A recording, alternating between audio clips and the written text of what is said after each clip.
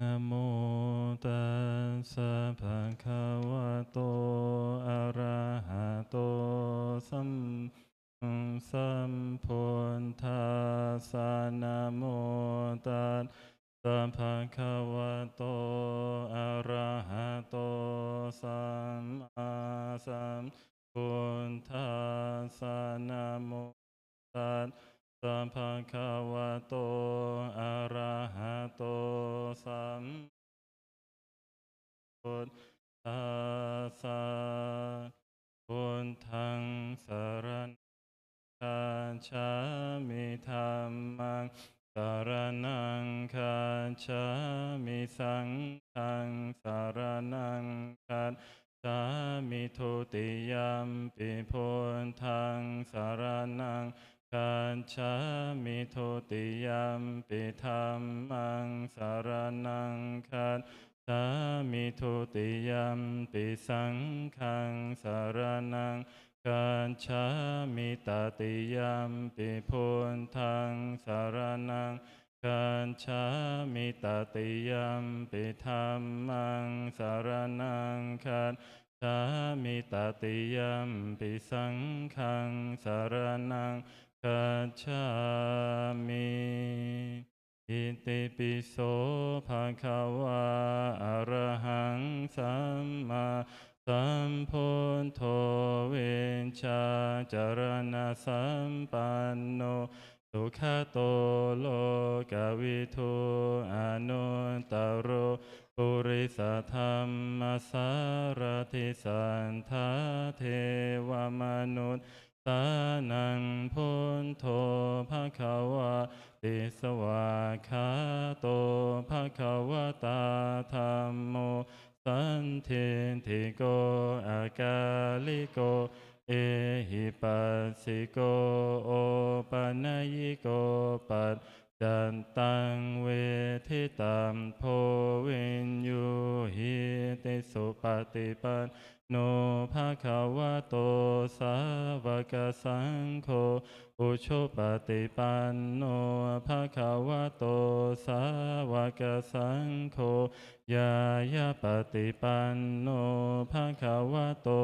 สาวกสังโฆสามีจิปฏิปันโนภะคะวะโตสาวกสังโฆยะทิทังจัตตาริปุริสายุคานิอันทาปุริสปุกขลาเอสะภะคะวะโตสาวกสังโฆอาหุไนโยปาหุไนโยทักขิไนโยอัญชลิการณิโยอนุตตรังปุญญเขตังโลกัสสาติโอยโมยเนยสึยเย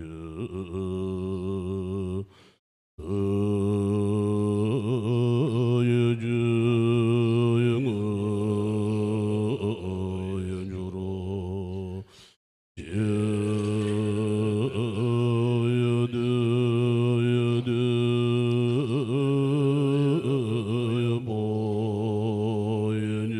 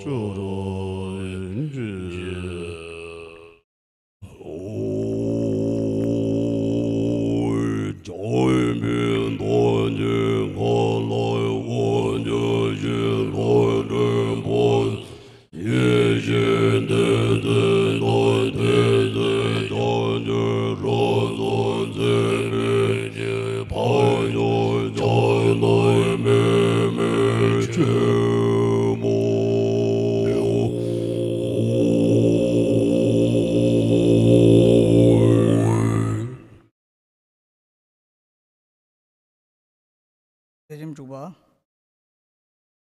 이제 견뎌내 속에 니된바 고만 킨소를 못친 초기 공도 ngojdan 제베 펩스 숭셰 까마추링 남규 Now I welcome the General Secretary of International Gelugpa Foundation to Kinso Rinpoche, Jidun Losang Genzen, to deliver his welcome speech.